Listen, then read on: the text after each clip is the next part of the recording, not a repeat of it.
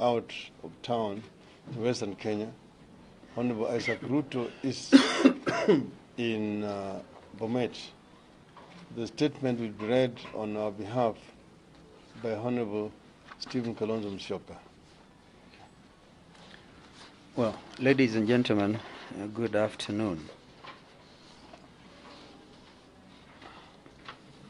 I would not even want to paraphrase this statement, and I think the weight of it should speak for itself. But perhaps Honorable Raila might want to speak to it. It's entitled Military Operation Planned to Subvert Election and Hand Over Power to Uhuru. We have called you today to alert you to one of the greatest developments in the history of our country. We have received damning information and concrete evidence of an audacious plan that the Jubilee administration and the top military commanders have put in place to use force and subvert next month's election with a rigged outcome. The plan is to hand over power to President Uhuru Kenyatta by completely illicit and unconstitutional means. Every aspect of the elaborate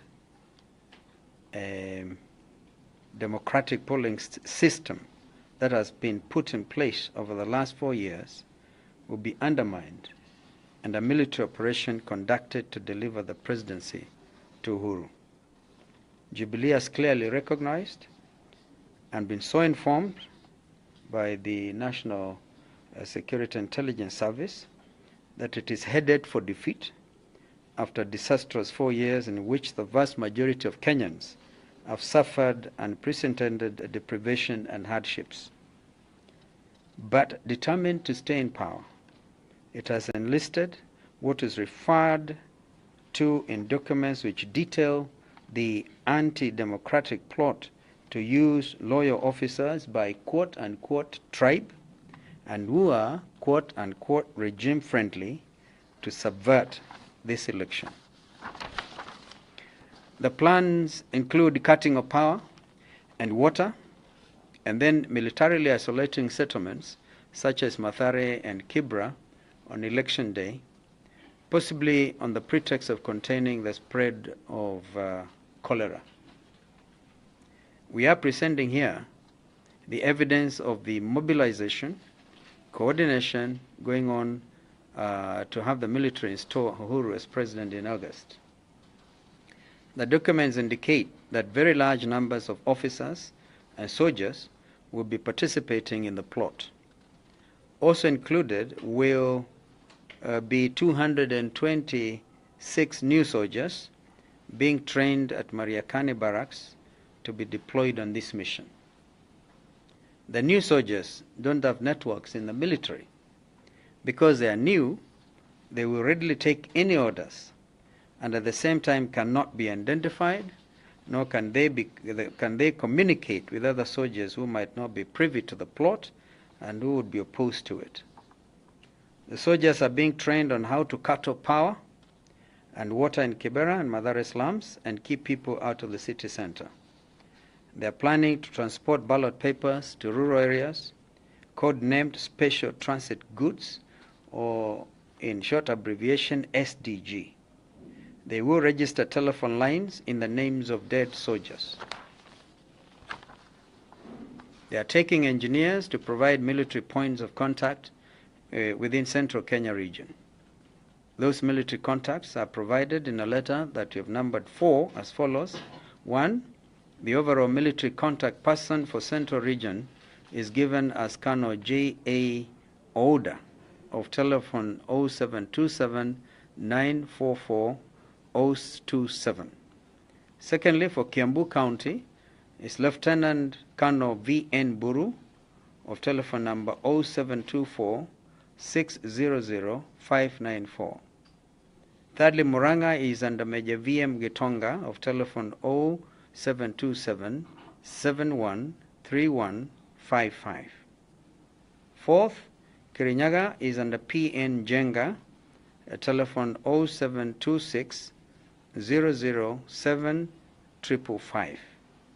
Fifthly, Nyeri is under Lieutenant Colonel Masai of telephone 0722 917 591.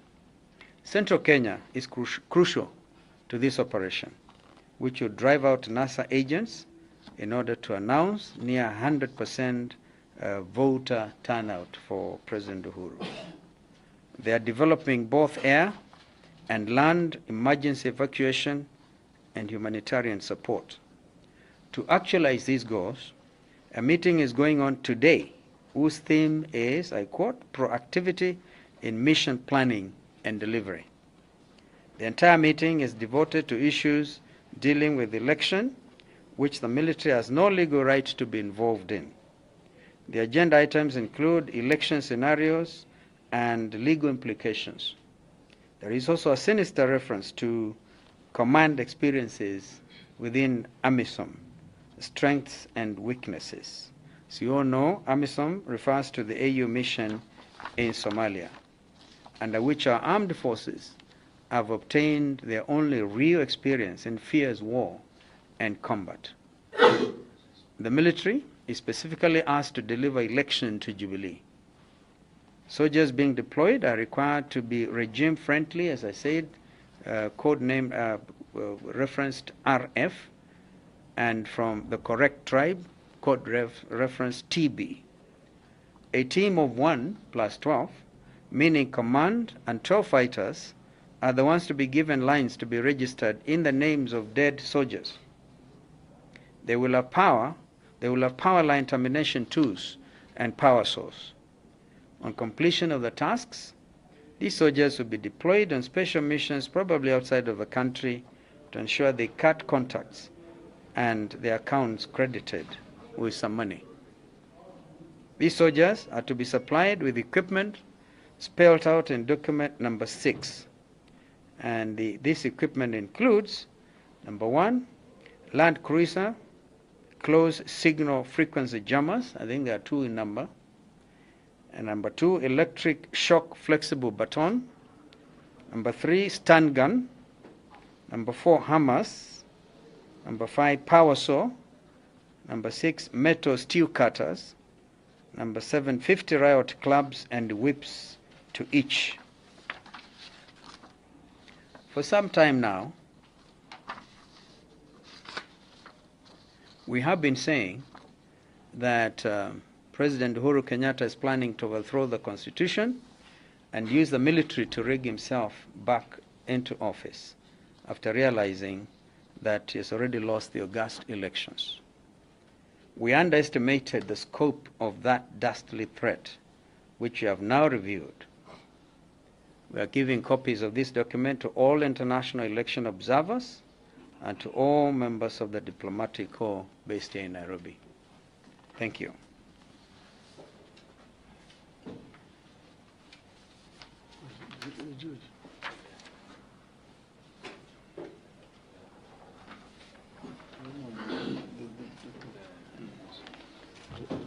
Yeah. So can you sign them?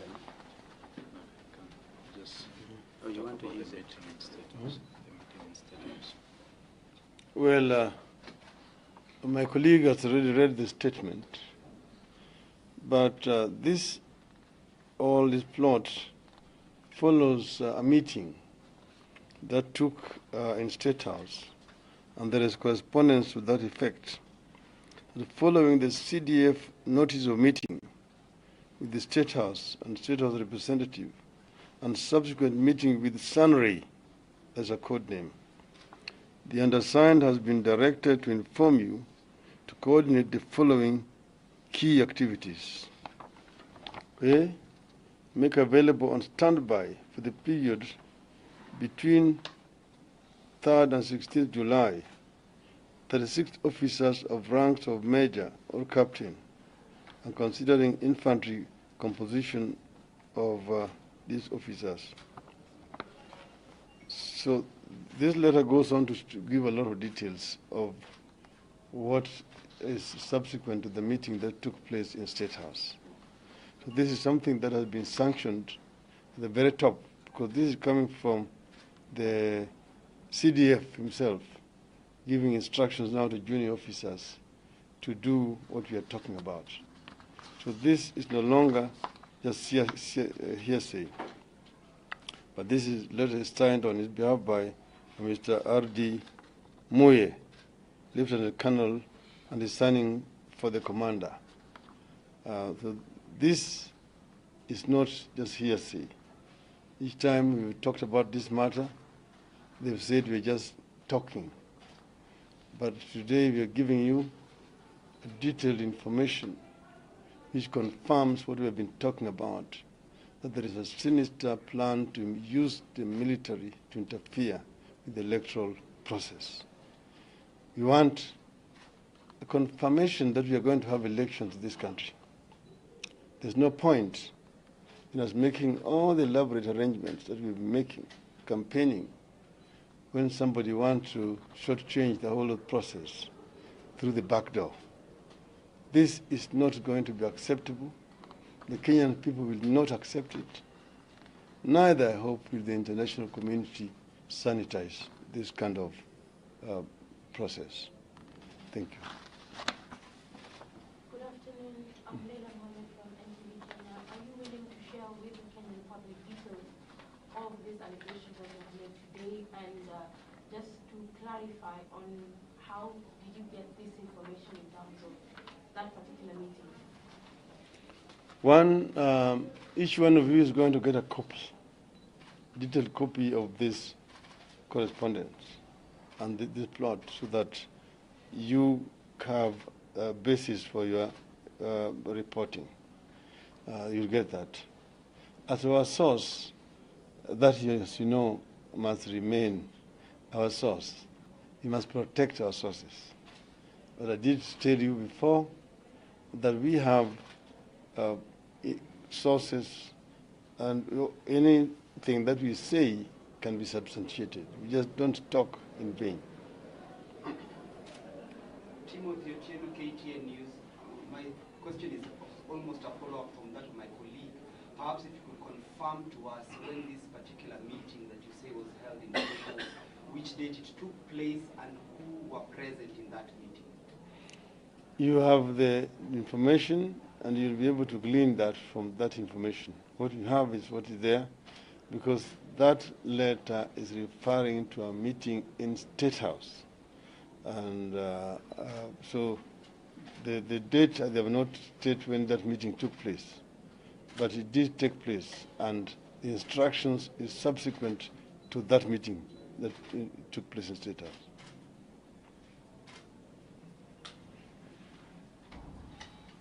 You filed a case about a similar issue.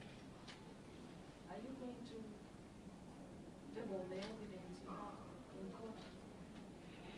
Well, that is a matter for our lawyers. The case in court is basically to get a ruling that the president cannot deploy the military for any operations without express authority of parliament.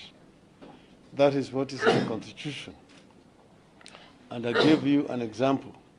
For example, when we wanted to take our military to Somalia, as a prime minister, I had to move a motion in parliament seeking authority of parliament to allow us as government to deploy the troops in Somalia.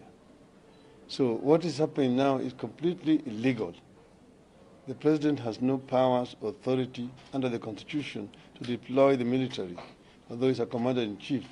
This is not his private army. He cannot deploy them without express authority of parliament. But what is happening here is trying to deploy them right now without that. And they are already recruiting new officers. The information that has been read to you here is that they have recruited new officers who are under training, and these are the ones who are going to be deployed. So they're not using the officers who are in service as of now. And so the information, you did read out a few contacts for the appointment various areas.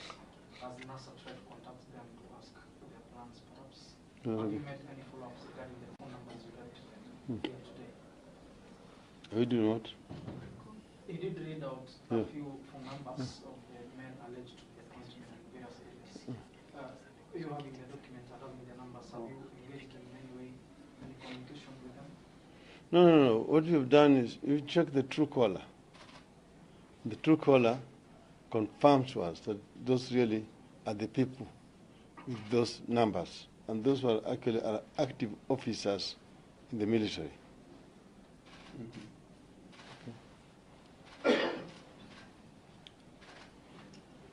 Well, then you can see, according to me, and this is exactly what happened in 2013. Remember the core center somewhere in industrial area, the underground cabling to Bomas of Kenya, and what Ezra Chiloba now announces. These jammers will ensure that there will be no transmission by our agents from the areas that will have been cordoned off by the military. And therefore will be forced to await the arrival of the forms. You can almost certainly see that the electronic transmission will fail. That there will be manual voting taking place. So to this extent then, IEBC are complicit. We keep on saying we cannot. This is a wonderful nation. If we all love this country, then we are either serious about democracy or we are not. 2013 was a stolen election. Why would they want to steal again? This time by very crude methods. Therefore, Algaria printing, I personally suspect the printing has already taken place. So it doesn't make sense for IEBC to ask us to nominate people to go to Dubai to verify printing of ballots when they have already done it. Please, we should be given a break as a country. This is very painful. In these documents, you'll see what they're referring to as greenhouse. And special transit goods. And then they're called special transit goods, which are going to be transported from greenhouse to certain destinations. And that's why those destinations are going to be cordoned off as no-go zone areas. And that's where those officers have been put in charge. Special transit goods are ballot papers, which are already in the country. So the idea of asking us to send our representatives to go to Dubai to witness the packaging of ballot papers in Dubai is hogwash. Because the ballot papers are already here. And they are somewhere they call special greenhouse, where they are being stored. So we are, of course, also going to copy this to the IEBC, so that IEBC is put in the picture. But you can see the reason why there was insistence that only Al Ghurair must print ballot papers. Because there was an arrangement with Al Ghurair to do so. Because any other printer would not probably have complied with these requirements. So we are now being forced to go into an election whose outcome is already known, predetermined. We are not that stupid. We will not until we get full confirmation that we are going to go have a truly democratic and transparent electoral system. And that every Kenyan is going to be allowed to cast a ballot, and only ballot cast by registered voters will count. Not dead voters, not other ghost voters who have been invented by Jubilee elsewhere. This is not negotiable. This is not negotiable at all. Kwa Kiswahili, tumegundua leo na tumetoa ushahidi dhahiri shairi ya kwamba kuna njama ambayo imepangwa na Jubilee kuiba kura katika uchaguzi zijazo. Kwanza kumekuwa na mkutano ambayo ilifanywa kule katika Ikulu na mkuu wa jeshi pamoja na rais. Katika hiyo mkutano kutokana na hiyo mkutano mpango imefanywa ya kuingiza jeshi kwa mpango ya uchaguzi. Kuna kikosi maalum ambayo tayari inafundishwa ili ifanye yale ambayo wanayotaka. Jeshi watakuwa na vifaa.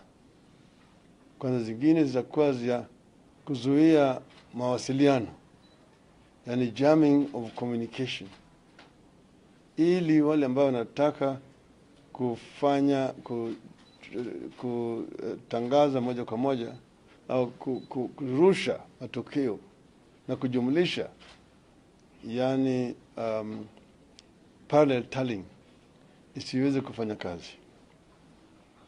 Na itakuwa ni yale matokeo yao ambao wanataka itarushwa.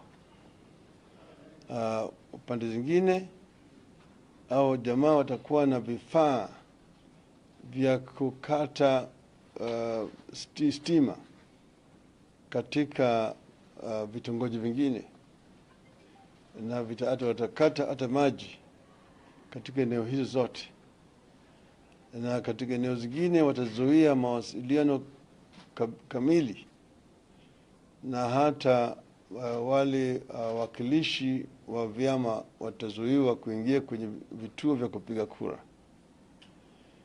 Ili na kura bandia tayari chapishwa, ambaye wataitoa kwenye nyumba ambayo wanasema inaitwa greenhouse, na zitasafirishwa eneo zingine kama mfano mkoa wa Kati, na kwenda kuwekwa kule, kuingizwa kwenye masanduku na kuhesabiwa kama ni kura. Hii ni njama kubwa zaidi ambaye inaweza kuleta shida kubwa katika taifa letu la Kenya. Kwa hivyo sisi tunataka kwanza hakikisho ya kwamba jeshi hawatajiingiza. Leo hii kuna mkutano inaendelea katika vituo ya kijeshi hadi ya jeshi kujitayarisha kwa mambo ya uchaguzi. Kazi ya uchaguzi si kazi ya wanajeshi. Usalama katika uchaguzi sio mambo ya wanajeshi. Hii ni mambo ya askari, police, civilian force, sio wanajeshi. Wanajeshi kazi yao ni kulinda taifa letu dhidi ya maadui ambao watatoka nje, sio usalama wa ndani. Na kwa hivyo manake wanajua wale ambao tayari wako pale hawezi kufanya kazi kama hiyo, wameleta kikosi mpya ambayo wanafundisha wakati huu. Kwa hiyo njama ya kuiba kura. Kwa hivyo sisi barua tumepeleka kwa tume ya uchaguzi, na vile vile kwa wale washuhuda wa uchaguzi ambayo wako hapo kutoka nje, pamoja na mabalozi ya nchi za nje ambao ziko hapa katika taifa letu. Tungependa kuona kama ulimwengu mzima inashuhudia ile njama ambayo imepangwa na serikali ya Jubilee na kuiba kura, na kutusaidia kama Wakenya ili ende kwa uchaguzi ambayo tayari imeibiwa tayari. Tunataka hakikisho ya kwamba uchaguzi itakuwa wa haki na ukweli. Sawa. Sawa. Okay. Of course, you expect the issue of quick denials and things like those. Kenyans will judge for themselves whether this is a time to tolerate another stolen election.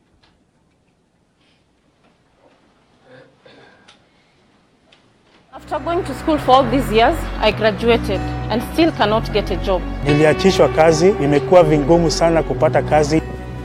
Mimi ninataka President Uhuru ataleta kazi kwa watu wote.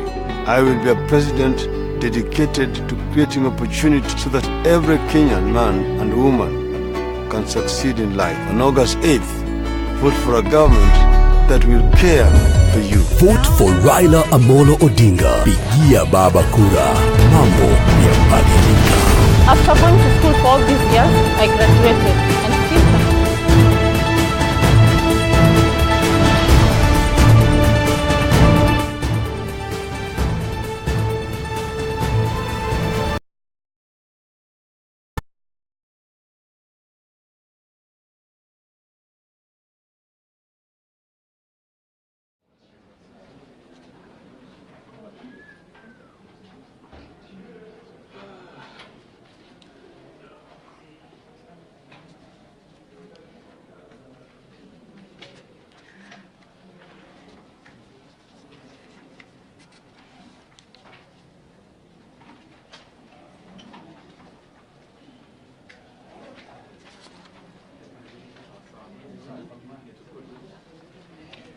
Yeah, probably I can share some details with you about the documents that we have given to you. There's a document marked number 3. These documents have got numbers. They are number 1 to 7. This document, which is marked number 3, it is important to the extent that is talking of a meeting which is taking place today. And there's a program. What I'm looking at is a program for the meeting today for what is called Formation Commanders Conference 2017. And there's a reference to a letter which had earlier been written on the 21st of July. And this letter is signed by a lieutenant colonel for the chief of the defense forces. And this meeting that is taking place today has a program, and the only substantial meeting and the agenda of their meeting today is on elections, and more specifically in analyzing the current security situation and analysis in relation to elections and election scenarios and legal implications. And then after the tea break, which I think they must have had that tea break and gone for lunch, the substantial part of that meeting was to talk about the KDF election preparedness. To that extent, we would call into question why the military would be having a meeting, military commanders would be having a meeting on the elections, and that the theme of the meeting is proactivity in mission planning and delivery, and the mission here being to deliver the elections. In our judgment, the theme is about delivery of the elections to the Jubilee government. Then there's a first document which is critically important about the activities that are to take place. There's a key at the end of these documents we've given you that speaks to the acronyms which have been used, and you could see part of the activities includes, and the activities are running between the 3rd of July and to 16th of July. This is a pre-election activity. And what they are trying to do in pre-planning for these activities. And you think where the security organs are actually justified to look into these activities, that there will be police activities. But now these activities are being carried out by the military. And we have addressed the media before on the militarization of the elections. And here one does not need to second guess what these activities are geared towards. And for example, mapping out crowd control and how to cut off, electricity and power and access to the certain areas in the city, the slum areas, and in the central business district. The activities about movement of stores, which in analysis of this document, we think these are movement of ballot papers from secured sites in Mbakasi to the rural areas. So it says, but we say rural areas here would stand for the polling stations, which are outside Nairobi. And this activity, involves having certain equipment, and the equipment which are set out in another document here, which is document number 6. They are land cruisers with signal jammers. There has been a lot of talk why we are having a national tallying center in Tanzania. And the concern of the state was not about the fact that it was in Tanzania, but the fact that they would not be able to jam such a tallying center, because now they have equipment for jamming such activities and interfering with transmission, electronic transmission of data, because there are all sorts of jammers here, some which are mounted on land cruisers, some on portable antennas.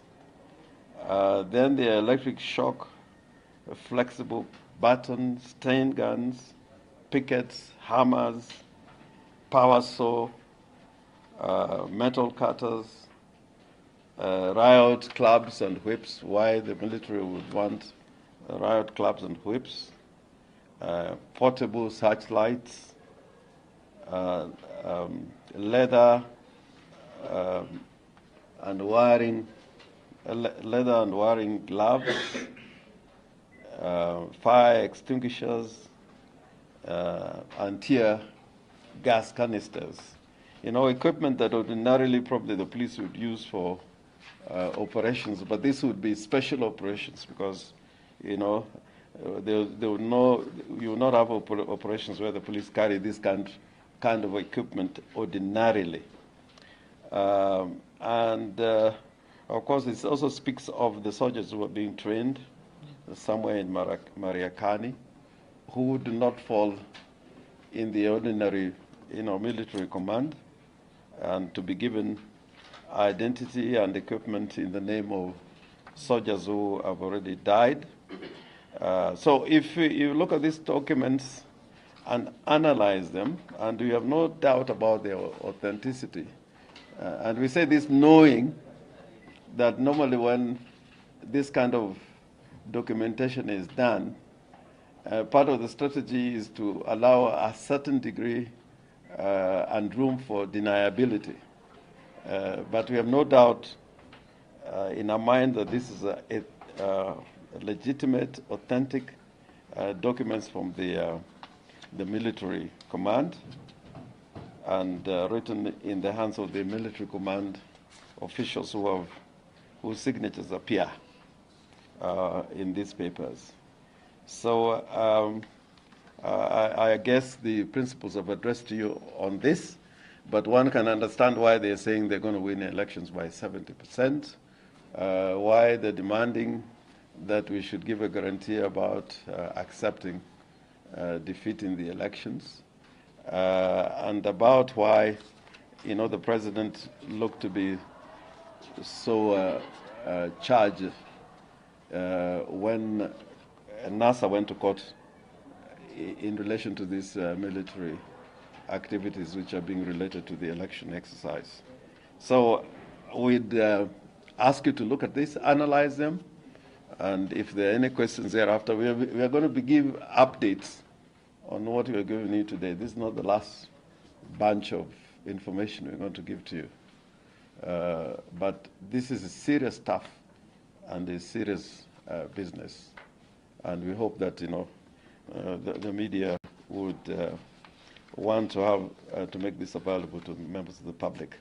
But this information is not going to, we're not giving it out in an attempt to try and change our election activities or to ask for anything other than the fact that we want free, fair, transparent, and credible elections held on the 8th of August, this year. And therefore, there it is, and you have the documents. If there is anything that you need to be highlighted, or you want something to be answered in relation to these documents, I'm prepared, to answer. Norman Magai is with me here and others.